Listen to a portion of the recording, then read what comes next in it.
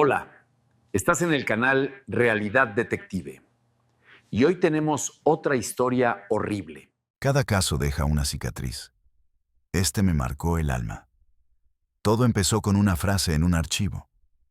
Mi padre creó a mi madre y a mí. El humo de incienso caro envolvía sus susurros, sellando un pacto de sangre en una mansión de mármol. Soy Julián Soto, detective privado. Hoy abro un archivo que los jueces de Guadalajara quisieran borrar. El caso del magistrado Romero, un clan que tejió rituales y relaciones prohibidas bajo el amparo de la justicia. Un patriarca que veía a sus hijas como parte de su legado enfermo. ¿Quieren saber cómo el Poder Judicial destruyó a los inocentes mientras la ley guardaba silencio? La carpeta llegó durante una tarde de lluvia. Afuera, los relámpagos arañaban las nubes, advirtiendo que el mundo estaba de luto por algo que aún no se revelaba. En mi oficina, la luz amarillenta peinaba los montones de papeles y tazas de café seco. El olor a polvo mezclado con amargura me envolvía. La puerta se abrió despacio.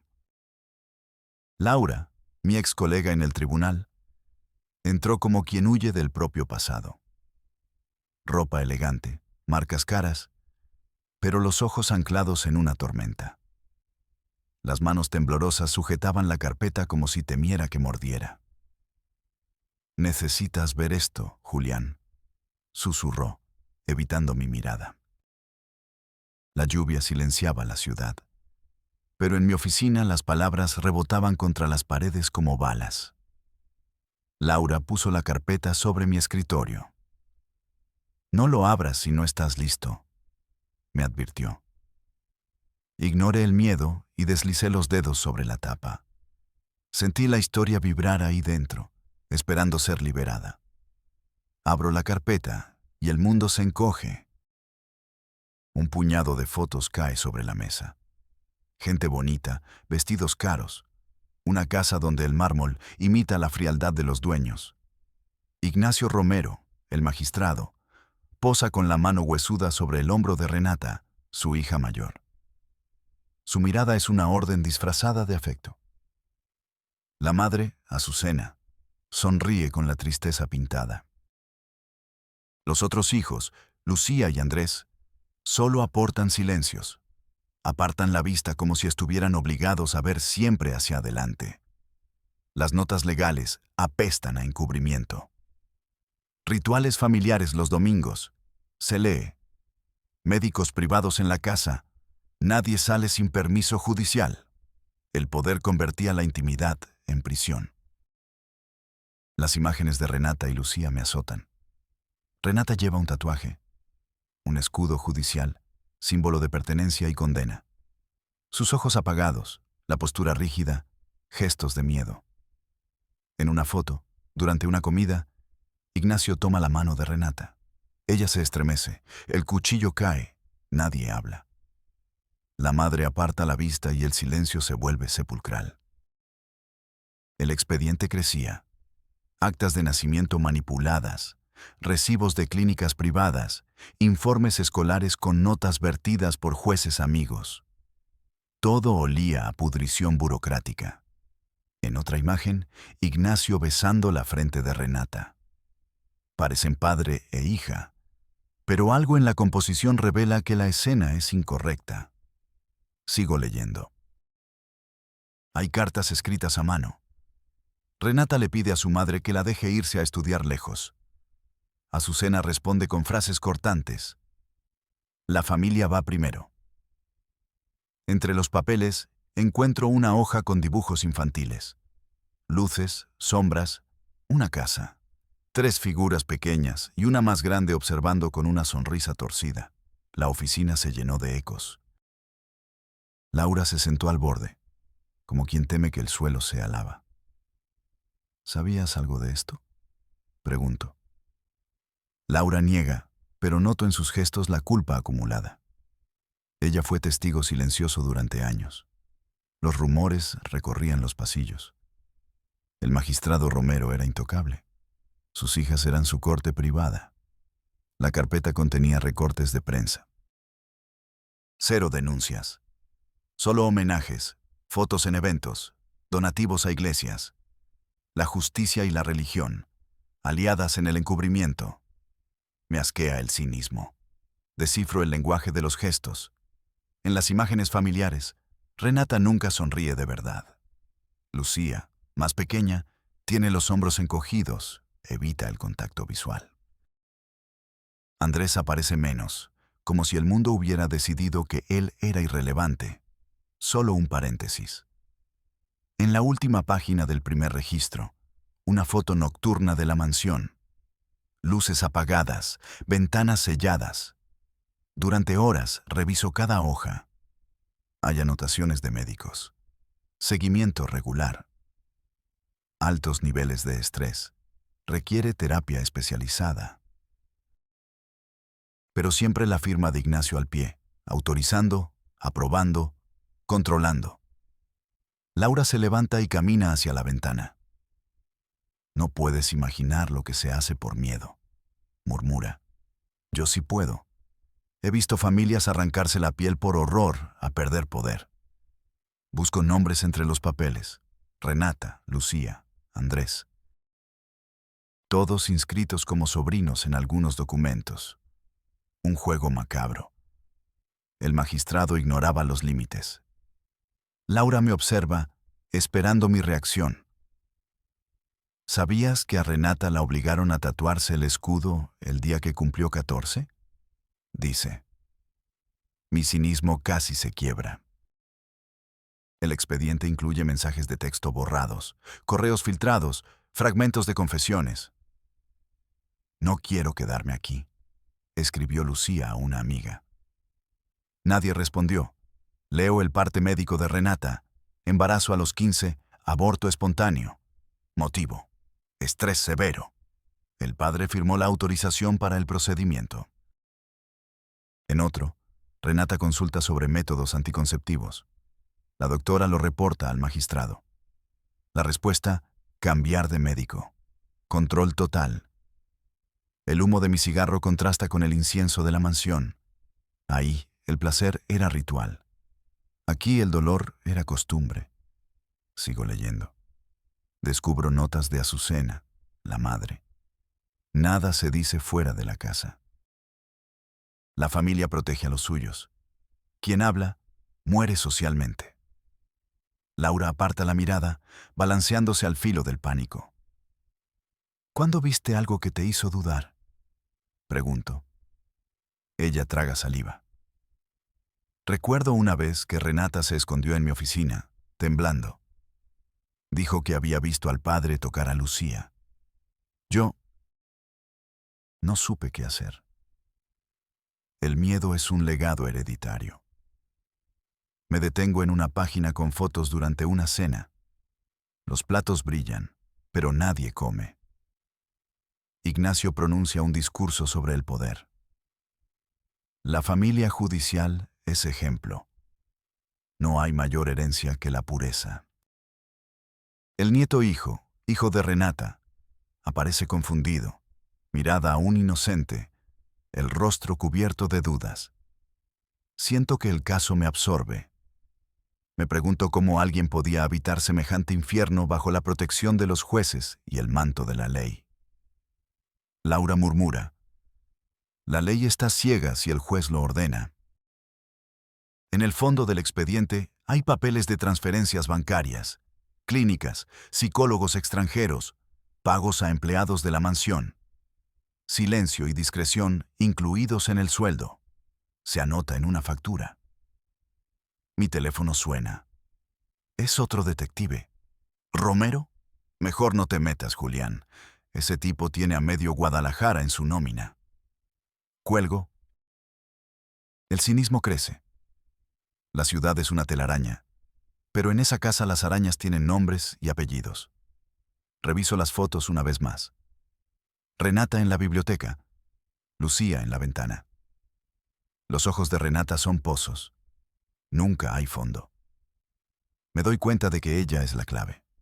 En su postura, en su miedo contenido. El expediente habla en silencios. Nadie sale sin permiso judicial. Me repito la frase y noto cómo se clavan las uñas en mi alma. Guardo los papeles y miro a Laura. Ella espera palabras, pero yo solo tengo maldiciones. ¿Qué esperas que haga?, pregunto.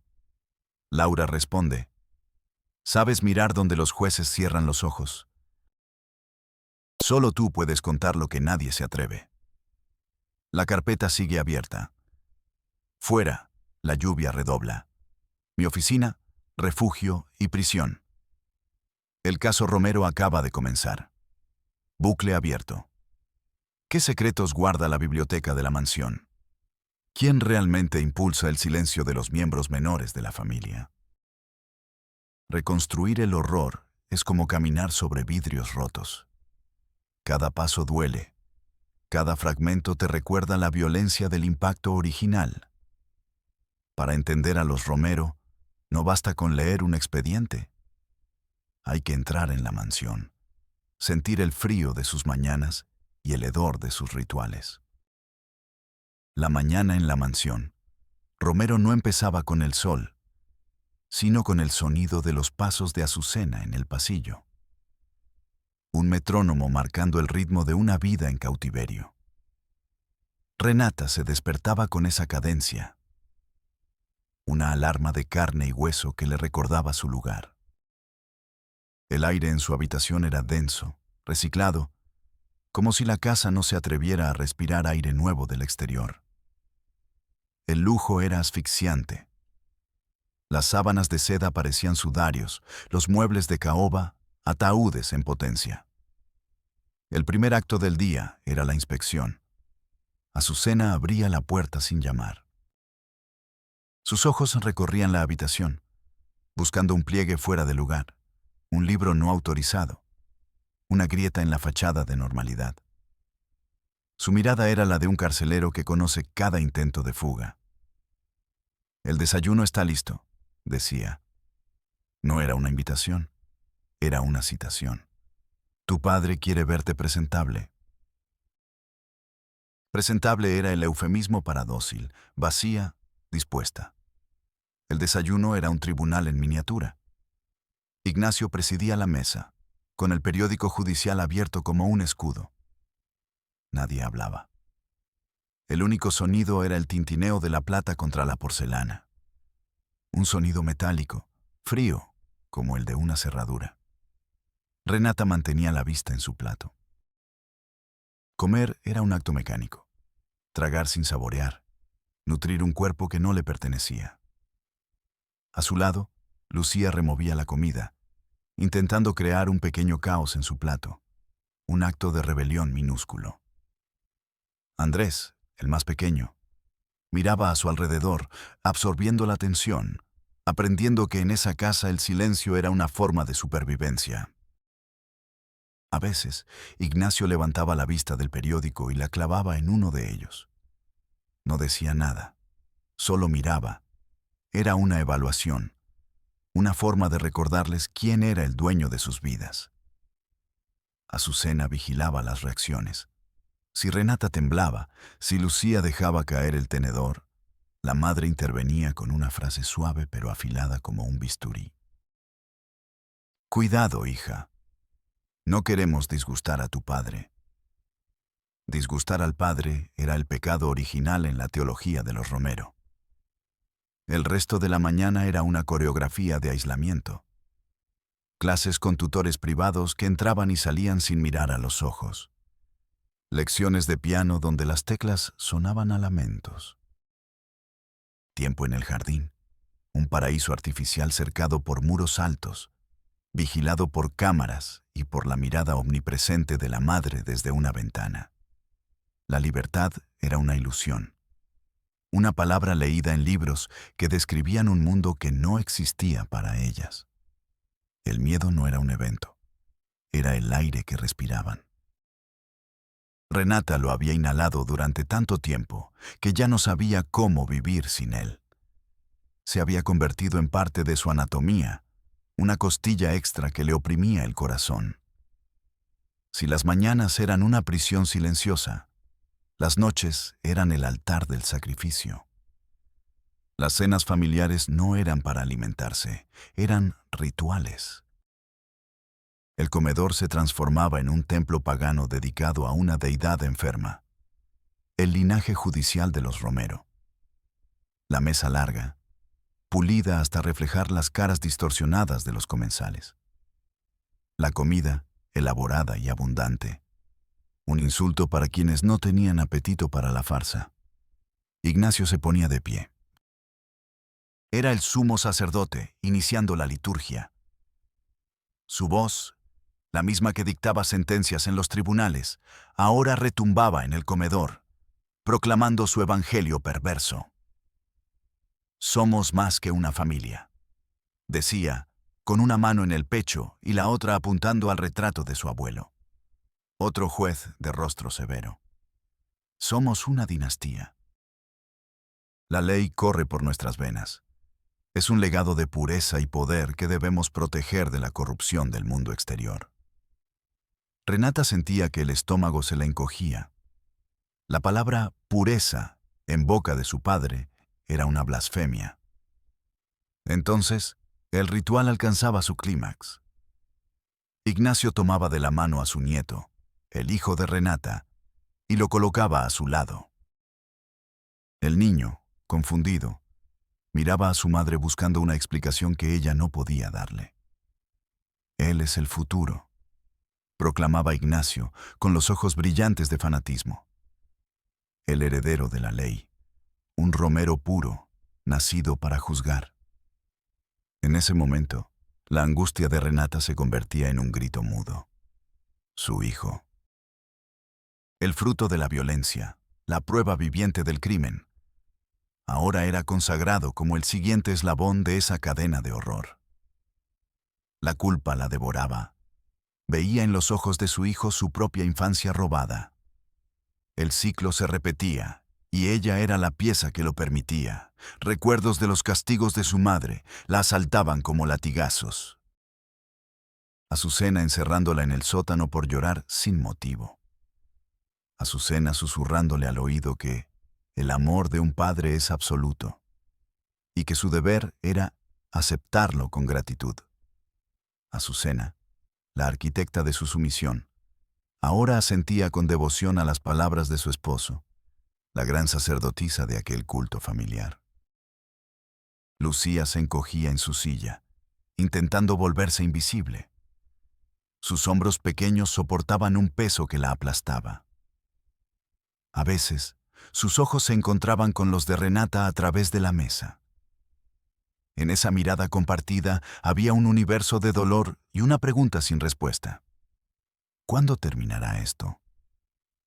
La cena terminaba con un brindis. Por la familia, decía Ignacio, levantando su copa. Y todos, como autómatas, repetían el gesto. Un brindis con veneno en las copas. La grieta en el muro apareció donde menos lo esperaba, en la biblioteca. Ese espacio era la joya de la corona de Ignacio. Miles de libros sobre leyes, filosofía y poder. Un mausoleo del conocimiento usado para justificar la tiranía. Fue allí donde Laura, mi ex colega, se convirtió en testigo. Según su testimonio, recogido en una transcripción temblorosa que guardo en la carpeta, ella había ido a la mansión a entregar unos documentos urgentes. Un pretexto. En realidad, los rumores en los juzgados eran un clamor sordo y ella quería ver con sus propios ojos. Ignacio la recibió con su habitual cortesía gélida y le pidió que esperara en la biblioteca. Allí encontró a Renata. Estaba de espaldas, colocando libros en un estante con una precisión mecánica. Laura la saludó. Renata apenas se giró. Su rostro era una máscara de indiferencia. Pero cuando sus ojos se encontraron con los de Laura, la máscara se resquebrajó por un instante. Fue un segundo, no más. Pero en ese segundo, Laura vio todo. El pánico, la súplica, el abismo. Laura, con el corazón en un puño, se acercó. Renata, dijo en voz baja, casi un susurro. ¿Estás bien? Una pregunta estúpida en un lugar como ese. Renata no respondió. Siguió con su tarea, pero sus manos temblaban. El libro que sostenía se le resbaló y cayó al suelo con un golpe sordo que resonó en el silencio de la biblioteca. Ambas se quedaron paralizadas. El sonido había sido una profanación. En esa casa, cualquier ruido imprevisto era una amenaza. Renata se agachó a recogerlo, pero se quedó inmóvil, con la cabeza gacha. Laura se arrodilló a su lado. No la tocó, solo esperó. Si alguna vez necesitas hablar, le dijo, con la voz apenas audible. Mi puerta siempre está abierta, para lo que sea. Era una cuerda lanzada a un pozo. Renata levantó la vista. Sus ojos estaban llenos de lágrimas contenidas durante años. Acercó su rostro al de Laura, como si temiera que las paredes tuvieran oídos. Y entonces pronunció las 3 palabras que lo cambiaron todo. Las palabras que encendieron la mecha. Las palabras que me trajeron este caso a mi mugrienta oficina. Con un hilo de voz que era pura agonía, susurró. Tenía 12 años. Laura se quedó helada. 3 palabras. No hacían falta más. En esa frase estaba todo el horror. La iniciación, la traición, el infierno. No preguntó qué, no preguntó quién. Lo sabía, todos lo sabían, pero nadie se atrevía a decirlo en voz alta. Laura solo asintió. Una promesa silenciosa de que ese secreto no moriría en esa biblioteca. Ese día, sin que el magistrado Romero lo supiera, la primera piedra de su imperio se había soltado. La confesión había sido hecha. El testigo existía. Una chispa puede incendiar un bosque. En la mansión Romero, la chispa fue un acto de desesperación de la hija menor, Lucía. Ella era diferente a Renata. Donde Renata había aprendido a soportar el dolor en silencio, Lucía llevaba la rebelión en la sangre. Una rebelión torpe, ingenua, pero rebelión al fin y al cabo. Lucía intentó comprar su libertad. Juntó el poco dinero que tenía, joyas heredadas de una abuela lejana, y se las ofreció a uno de los jardineros. Un hombre con cara de pocos amigos y menos escrúpulos. «Sácame de aquí», le suplicó. «Llévame a cualquier parte, lejos». El plan era un desastre anunciado. El jardinero, un eslabón más en la cadena de lealtades compradas por Ignacio, tomó el dinero y fue directo al despacho del magistrado. La lealtad al poder siempre paga mejor que la compasión. El castigo no fue físico. Ignacio era más sofisticado. La violencia de su padre era psicológica, diseñada para desmantelar el alma, no para dejar marcas en la piel. Convocó a la familia a la sala principal. Lucía temblaba en el centro, como una acusada en un juicio sin defensa. Ignacio no gritó. Su voz era un bisturí helado. «La deslealtad», dijo, mirando a todos menos a Lucía, «es un cáncer que debe ser extirpado». Entonces, caminó hacia una pequeña vitrina. Dentro había una caja de música antigua, de madera y plata, el único objeto que Lucía atesoraba. Era un regalo de su abuela materna, el último vestigio de un mundo donde el amor no era una trampa. Ignacio la tomó en sus manos. Por un segundo, pareció que iba a devolvérsela. Lucía extendió una mano temblorosa, pero el magistrado la dejó caer al suelo de mármol. La caja se hizo añicos. La melodía se rompió en un gemido de engranajes y madera astillada. El silencio que siguió fue más atronador que cualquier grito. Lucía se derrumbó, llorando sobre los restos de su única conexión con la inocencia. Ignacio la sentenció a aislamiento total en su habitación. Sin libros, sin música, sin contacto. una muerte en vida. Renata lo vio todo. Vio a su hermana romperse.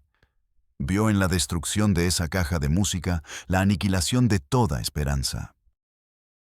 Vio el futuro de Lucía, que era una repetición de su propio pasado.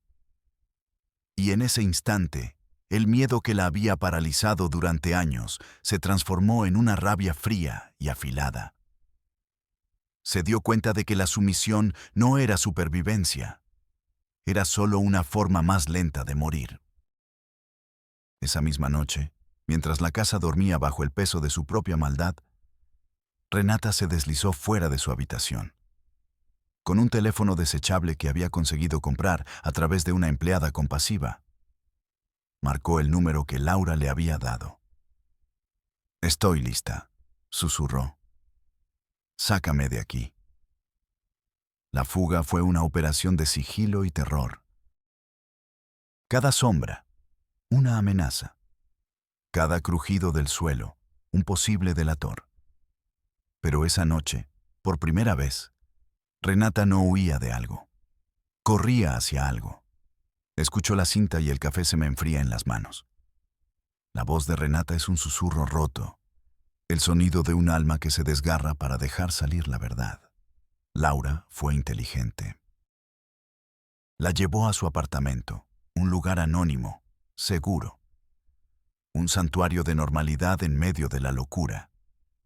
Puso una grabadora sobre la mesa de centro, entre una taza de té y una pila de revistas. Un pequeño aparato que se convertiría en un arma de destrucción masiva. Empezó cuando tenía 12 años, dice la voz en la cinta. Mi padre me llamó al despacho. Dijo que yo era especial, elegida para continuar su legado de forma íntima. Habló de linaje, sangre y pureza. No entendí sus palabras, pero sentí que algo estaba muy mal. Continúo escuchando. Renata describe el inicio, la confusión, el dolor, el asco y la traición más profunda, la complicidad de su madre. La confusión, el dolor, el asco y la traición más profunda, la complicidad de su madre. Fui a llorar a su habitación. Le conté lo que había pasado. Ella me abofeteó. Me dijo que era mi deber, que el amor de un padre es absoluto y que yo era una desagradecida. Me enseñó a callar. Me enseñó a sonreír en las fotos. Me enseñó a morir por dentro. Hay monstruos que usan corbata y citan a Platón.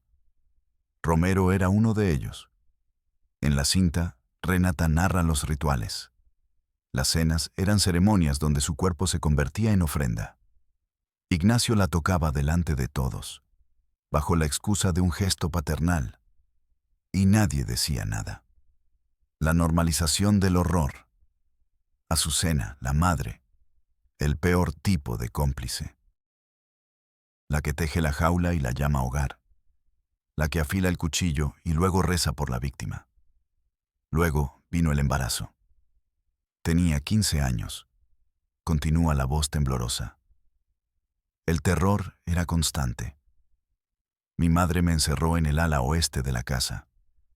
Trajeron a un médico privado, un amigo de mi padre. Nadie podía saberlo. Me dijeron que el escándalo destruiría a la familia. ¿Qué familia? Aquello era una secta. Renata describe el parto en su propia habitación, un evento clandestino y solitario, asistido por su madre y un médico pagado para guardar silencio. El nacimiento de su hijo fue el nacimiento de su condena perpetua. Lo inscribieron como mi sobrino, dice Renata, y en esa frase hay un océano de dolor. Mi hijo. Y tenía que llamarlo sobrino.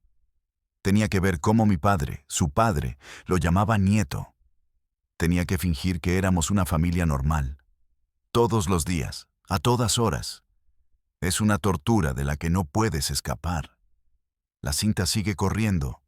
Habla de Lucía. De cómo vio a su padre empezar a mirarla de la misma manera. De cómo intentó advertir a su madre y recibió la misma respuesta. Es el precio del poder. Apago la grabadora. El silencio en mi oficina es denso, acusador. He visto lo peor de la naturaleza humana, pero esto es distinto. Esto no es un crimen pasional en un callejón oscuro. Esto es el mal con toga y birrete, protegido por las mismas leyes que debería defender. Esta cinta no es solo una prueba, es el testamento de una vida robada. Y yo, Julián Soto, cínico y cansado, siento el peso de esa vida en mis manos.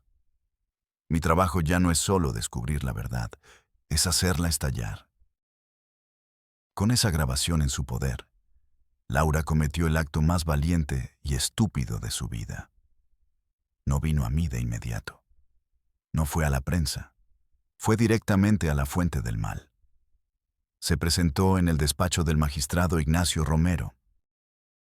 Un despacho que era un monumento al ego. Paredes forradas de caoba, retratos de ancestros con la misma mirada depredadora, una vista panorámica de la ciudad que gobernaba desde las sombras. Ignacio la recibió con una sonrisa condescendiente. ¿A qué debo el honor, querida Laura? ¿Vienes a pedirme un favor? Laura no respondió. Sacó la grabadora de su bolso y la puso sobre el imponente escritorio de madera pulida. Apretó el botón de play. La voz de Renata llenó la habitación. El susurro roto, la confesión detallada, la verdad desnuda y cruda. Ignacio escuchó. Su sonrisa no vaciló, pero algo en sus ojos se endureció. Se volvió puro hielo. Cuando la cinta terminó, el silencio regresó, más pesado que antes. Ignacio se reclinó en su sillón de cuero. No había pánico en su rostro, solo un desprecio infinito. Se rió, una risa seca, sin alegría. ¿Y qué esperas conseguir con esto? Puso, preguntó, como si hablara del tiempo. Un cuento de hadas de una niña inestable. Nadie te creerá. Laura se mantuvo firme. Es la verdad, y lo sabes. Entonces, el magistrado se levantó. Su máscara de civilidad se cayó. No entiendes nada, ¿verdad? Siseó acercándose a ella. Esto no es una familia. Es una dinastía. Tenemos reglas diferentes. Creamos nuestro propio legado, nuestra propia moralidad. Lo que tú llamas un crimen, yo lo llamo preservación del linaje. Se inclinó sobre ella. Su aliento olía a café caro y a podredumbre. Voy a destruir esa cinta. Y luego, te voy a destruir a ti. Tu carrera, tu reputación, tu vida. Hay accidentes que ocurren todos los días, Laura. Y hay jueces amigos que saben cómo archivarlos sin hacer preguntas. La puerta del despacho estaba cerrada. Las paredes eran gruesas. Nadie podía oírla gritar. Estaba atrapada con el monstruo que acababa de amenazarla de muerte. Y aquí, en el informe de Laura, la narración se corta. Ella estaba allí, a merced de un hombre que tenía el poder absoluto para hacerla desaparecer. Entonces, ¿cómo escapó del despacho del magistrado? Laura no escapó de ese despacho gritando. Los depredadores como Romero no reaccionan al miedo, reaccionan a la pérdida de control. Laura, en un último destello de genialidad forjado por el pánico, le mostró su carta. Hice una copia, Ignacio. Mintió con la voz más firme que pudo encontrar. La tiene un colega. Si no recibe noticias mías en 15 minutos, la enviará a cada periódico de esta ciudad. Fue un farol, pero un farol anclado en la verdad de su desesperación. Ignacio la estudió. Vio en sus ojos no solo terror, sino una determinación que no había previsto. La sobreconfianza es el talón de Aquiles de los tiranos. Calculó sus opciones. Matarla allí mismo era un riesgo. Dejarla ir con la grabación era otro. Pero la amenaza de una difusión incontrolada era el peor escenario. Lárgate, siseó, y reza para que no vuelva a verte. Laura salió de allí sin mirar atrás. con el eco de la voz de Renata en la grabadora y el peso del monstruo a sus espaldas. Por eso vino a mí. Yo era su plan B, el que no existía hasta que se vio al borde del abismo. Con la confesión en mi poder, el primer paso era el obvio, el que dicta el manual, y el que, en ciudades como esta, casi nunca funciona. Fui a la Fiscalía General, un edificio gris, impersonal, que olía a desinfectante y a justicia aplazada. Me recibió un subprocurador con un traje que le quedaba grande y una expresión de aburrimiento crónico. Le expuse el caso. Le entregué una transcripción de la cinta. El tipo leyó por encima, sin interés. Suspiró. Se ajustó las gafas. «Detective Soto», dijo, arrastrando las palabras. «Aprecio su celo cívico. Pero esto es un asunto familiar muy delicado». Hizo una pausa, saboreando el poder de la burocracia. Además, estamos hablando del magistrado Ignacio Romero, un pilar de nuestra comunidad jurídica, un hombre de reputación intachable. Cada palabra era una palada de tierra sobre la tumba de la verdad. Me habló de procedimientos, de la falta de pruebas materiales corroborantes, de la inestabilidad emocional de las presuntas víctimas. Traducido, no vamos a tocar a uno de los nuestros por la palabra de una histérica. La ley, esa prostituta ciega que solo se acuesta con el que puede pagarle. Salí de allí con el sabor amargo de la impunidad en la boca. El sistema no estaba roto. Estaba funcionando a la perfección para protegerse a sí mismo. Mi cinismo me llevó al siguiente bastión del poder: la Iglesia. Si la ley terrenal falla, siempre queda la divina, ¿no? Una ironía tan grande que duele, andé. El obispo de la diócesis me recibió en una sacristía que parecía más la sala de juntas de un banco. El aire olía a cera vieja y a secretos bien guardados. Le conté la historia, omitiendo los detalles más escabrosos, pero dejando clara la gravedad de la situación. El obispo escuchó con una paciencia estudiada, las manos entrelazadas sobre su abdomen prominente. Cuando terminé, me ofreció una sonrisa beatífica que no llegaba a sus ojos fríos. «Hijo mío», comenzó, con esa condescendencia que la sotana parece otorgar. «Son acusaciones muy graves. Debemos ser cautelosos y rezar por la familia Romero, que atraviesa una prueba terrible». Me habló de la caridad de Ignacio, de sus generosas donaciones. Señaló un vitral que inundaba la estancia de luz de colores. Esa ventana de San Miguel Arcángel fue un regalo del magistrado. Un hombre de su fe no podría ser capaz de tales desviaciones. Estaba lavando los pecados de Romero con agua bendita y dinero sucio. El vitral no era una ofrenda a Dios, era una póliza de seguro. Entendí que la red de protección era más densa de lo que imaginaba. No era solo un muro judicial, era una cúpula que abarcaba lo legal, lo político y hasta lo sagrado. En Guadalajara, Ignacio Romero no era un hombre. Era una institución, y las instituciones no caen con denuncias en despachos oscuros, caen con el estruendo de la opinión pública. Mi siguiente llamada no fue a un policía, sino a un periodista. Un tipo joven, hambriento, de un diario digital que vivía de morderle los talones al poder. Nos vimos en un café anónimo, lejos del centro. Le entregué un sobre. Dentro, un resumen del caso y una copia de la grabación de Renata. «La historia es tuya», le dije, «pero protégela. Y protege a tu fuente». El chico me miró con una mezcla de miedo y ambición. Era la mirada de quien sabe que tiene una bomba en las manos y está a punto de encender la mecha. La explosión fue atómica. El titular principal al día siguiente era un misil: la dinastía oscura del magistrado Romero. Grabación revela años de abuso y engaño. La historia se propagó como un incendio en pasto seco. Primero en redes sociales, luego en la radio, luego en la televisión nacional.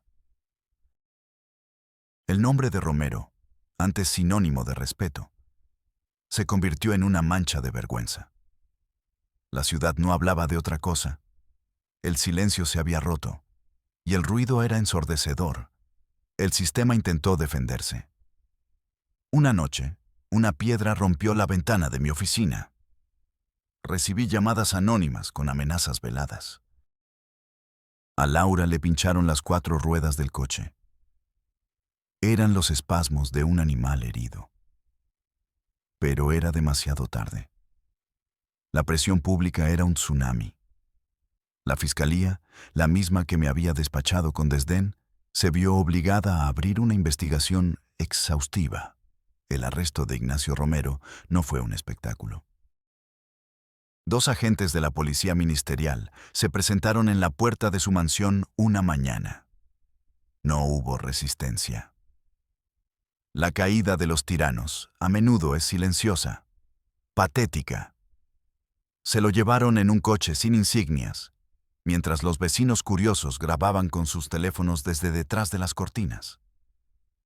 El imperio de mármol se había derrumbado. El juicio fue el circo mediático que todos esperaban. Pero en medio de ese ruido, hubo un momento de verdad absoluta. Renata subió al estrado. Ya no era la joven asustada de las fotos. Su mirada era firme. Su voz, que yo solo había oído como un susurro roto en una cinta, sonó clara y fuerte en la sala del tribunal. Contó su historia. No lloró. No gritó. Simplemente expuso los hechos, uno tras otro, como un forense que describe las heridas de un cadáver. Cuando terminó, miró directamente a su padre. Por primera vez en su vida, él fue quien apartó la mirada. Ignacio Romero fue sentenciado a décadas de prisión por múltiples delitos. Azucena, su esposa y cómplice, también recibió una condena por su participación en el encubrimiento. La ley, al final, tuvo que hacer su trabajo, arrastrada por la fuerza de la verdad expuesta. El nombre Romero se convirtió en una leyenda negra en los anales de la justicia mexicana. Lucía y Andrés fueron puestos bajo la tutela del Estado, lejos de la influencia tóxica de su familia, y comenzaron una lenta recuperación en un entorno seguro. ¿Y Renata? Renata fue libre. Unos meses después del veredicto, recibí un sobre sin remitente. Dentro no había dinero ni una carta formal, solo una fotografía. En ella, Renata y su hijo, ahora legalmente reconocido como tal, estaban sentados en un banco de una plaza, comiendo un helado. Ambos sonreían. Una sonrisa real, luminosa, que parecía imposible después de tanta oscuridad. Al dorso, una sola frase escrita a mano. Hoy mi hijo y yo comimos helado en la plaza. Gracias. Guardé esa foto en la carpeta del caso.